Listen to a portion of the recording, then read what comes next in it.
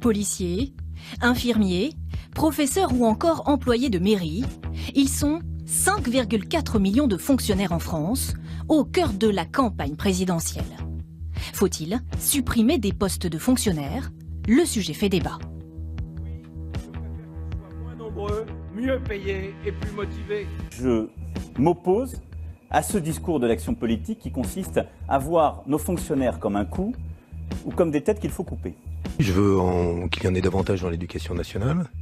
Je pense qu'il faudra recruter davantage de personnel dans la fonction publique hospitalière. Peut-on donc affirmer en France qu'il y a trop de fonctionnaires? Depuis l'an 2000, leur nombre a bondi de 4,8 à 5,4 millions, plus 570 000 fonctionnaires en 15 ans. Plus 35% dans la fonction publique territoriale, plus 15% au sein des hôpitaux. Seule la fonction publique d'État a vu ses effectifs baisser de 7%. Résultat, la France affiche aujourd'hui 80 fonctionnaires pour 1000 habitants, loin derrière les pays nordiques, mais devant ses voisins allemands ou anglais. Alors y a-t-il eu trop d'embauches en 15 ans? Non, selon cet économiste. Le nombre de fonctionnaires n'a pas explosé en France. On a une augmentation d'un peu plus de 500 000, mais il faut prendre en compte différentes choses, notamment le fait que la population a augmenté de plus de 6 millions. Donc on a une augmentation du nombre de fonctionnaires de 10% à peu près, la population a augmenté à peu près de 10%. Réduire le nombre de fonctionnaires aujourd'hui passerait forcément par une réduction de la qualité du service public. Mais moins de fonctionnaires en France, est-ce possible? Oui, c'est ce qu'a fait Nicolas Sarkozy de 2007 à 2012, le non-remplacement d'un fonctionnaire sur deux, 100 000 postes supprimés parmi les professeurs ou encore magistrats. 5 ans plus tard, au tribunal d'Évry, les juges et greffiers dénoncent un service public dégradé, 40 postes vacants. Au quotidien, tout prend du retard. Là, c'est le courrier qui n'a pas pu être fait depuis... Le début du mois de février. Début du mois de février, nous sommes le 28. Parmi ce courrier-là, il peut y avoir des demandes particulières, des choses un peu urgentes, qui n'ont pas été vues. Dans la justice, je ne comprends pas comment on peut envisager de nous réduire des postes où du juridiction on est déjà sinistré et en difficulté. Donc pour moi, c'est catastrophique. Catastrophique. Des fonctionnaires en colère qui réclament du renfort, mais selon la Cour des comptes, des économies sont possibles au sein des collectivités locales. Dans un rapport l'an dernier, elle dénonçait une évolution des effectifs pas assez maîtrisée. Privé pour la fonction publique, c'est l'annonce faite aujourd'hui par Édouard Philippe et Gérald Darmanin, avec à terme l'objectif de 120 000 suppressions de postes. Les concertations avec les syndicats vont commencer dans les prochains jours. Question immédiate, Alexis Brézé, c'est gonflé de la part d'Emmanuel Macron? Ah oui, c'est gonflé. Ça fait des... Il s'était engagé pendant la campagne à réduire le nombre de fonctionnaires. Effectivement, alors 120, 150 000, ça dépendait des prises de parole. Et puis depuis, il ne s'était rien passé. Et puis là, apparemment, alors il faut encore que ça se confirme, mais apparemment, il y a dans l'idée de faire un vrai plan de réduction des effectifs de la fonction publique. Alors le véhicule du plan de départ volontaire, je ne sais pas très bien comment ça va fonctionner. Il a précisé par ailleurs que l'idée, c'était de recourir de plus en plus à des contractuels. Donc l'idée qu'il y a derrière, c'est de ficher en l'air le statut de la fonction publique pour avoir plus de souplesse. On sent que c'est ça. Ça ne va pas être simple. C'est courageux, mais ça ne va pas être simple. Plan de départ volontaire, ça fait privé. Or, là, on est sur, effectivement, des fonctionnaires. Donc, à mon avis, le message qui est envoyé, c'est à partir de maintenant, je vais regarder la fonction publique et je vais adopter des principes de management, comme on dit. Pour les fonctionnaires, ce sera pareil que pour ceux du privé. Je crois qu'il y a d'abord ça. Après, et effectivement, comme vous le soulignez à l'instant, il y a aussi le fait qu'on va engager moins de fonctionnaires à vie, mais plus de contractuels. Donc, effectivement, ça va dans le même sens. Après, comment ça va se dérouler? Bien malin qu'il sait, puisque à ma connaissance, des plans de départ volontaire, donc plans, on veut dire collectifs, ça n'a pas eu lieu, je ne crois pas. Il existait une possibilité très restreinte pour des fonctionnaires de partir volontairement, mais c'était limité à quelques individus, je crois que ça existe depuis 2009. Un plan de départ volontaire collectif, je crois que ça on n'a jamais eu ça, quoi. Moi, je pense qu'en France, c'est un sujet beaucoup plus compliqué parce qu'il est quasiment de nature constitutionnelle. En tout cas, le statut général des fonctionnaires ne va pas se modifier comme ça. Bouger les contractuels, c'est assez facile, il suffit de faire des contractuels. Modifier le statut général des fonctionnaires, je crains. Et d'ailleurs, moi, dans ce que j'ai entendu de l'annonce de M. Darmanin, c'était l'étude d'un plan de et pas un plan de. Apparemment, effectivement, les discussions vont commencer sur ce plan. Je vous donne la parole tout de suite, Alexis. Alors, un des plans de départ volontaire, il faut voir. En tout cas, quand on va dans les entreprises, les plans de départ volontaire ne sont pas forcément mal acceptés, puisque ce sont des volontaires.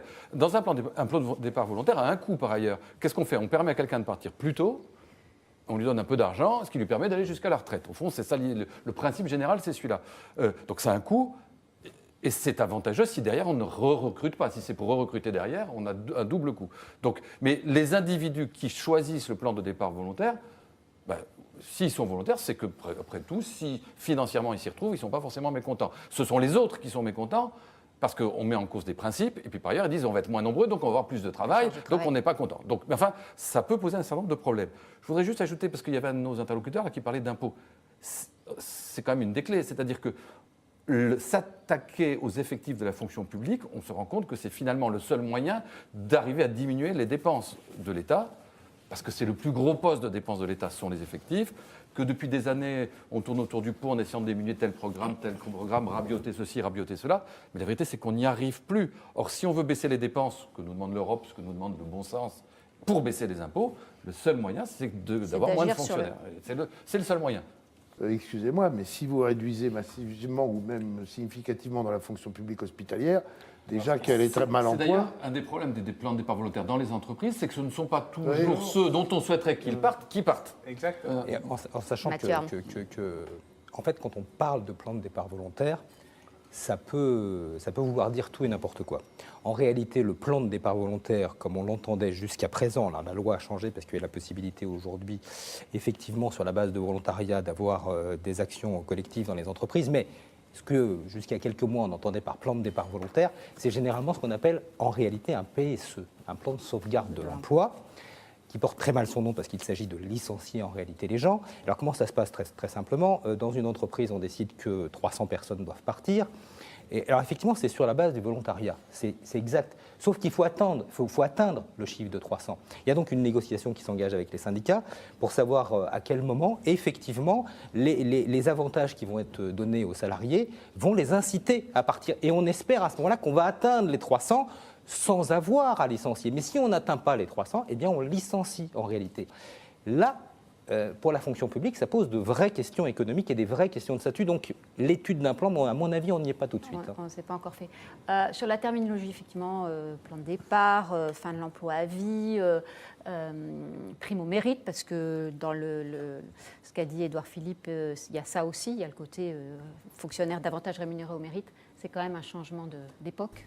Ce sont en tout une vingtaine de pistes qui visent à réformer la fonction publique et son efficacité qui ont été présentées. Ce qui est en jeu, c'est d'adapter le statut de la fonction publique. C'est de l'assouplir. C'est de faire en sorte qu'il puisse redevenir un cadre efficace pour l'action publique. Pas une fin en soi, mais un élément qui permette une action efficace de l'action publique. Le gouvernement avait déjà annoncé la suppression de 120 000 postes dans la fonction publique. Il va aujourd'hui plus loin en évoquant un plan de départ volontaire. Pour ceux qui souhaiteraient partir à la conséquence de la réforme de l'État. Il ne s'agit pas d'un plan de départ volontaire pour tout le monde, bien évidemment. Il s'agit d'adapter le fonctionnement de nos services publics et de le faire évidemment avec et pour les agents publics.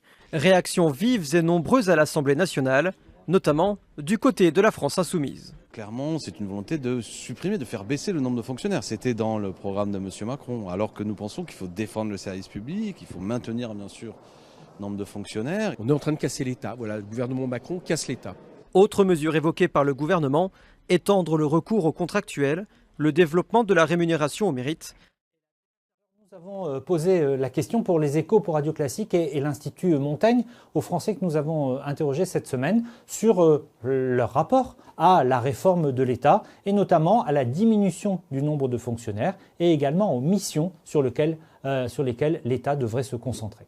On a quand même le sentiment que quand on parle de réforme de l'État, les Français sont plutôt attachés à ce que l'État fasse mieux plutôt que l'État fasse moins. Quand on leur demande par exemple s'il faut réduire le nombre de fonctionnaires, ils ne sont qu'une courte majorité, 55% à être favorables à la suppression des 50 000 postes de fonctionnaires de l'État. Et quand on leur pose la même question sur les fonctionnaires des collectivités locales, là le chiffre s'inverse. Il y a toujours une demande forte de l'État. Il y a une demande forte de l'État dans les sujets essentiels que sont à la fois la santé, on le voit, et également dans les sujets régaliens, la police, la justice, la défense. Mais il y a un vrai clivage d'abord entre les générations et entre les catégories sociales.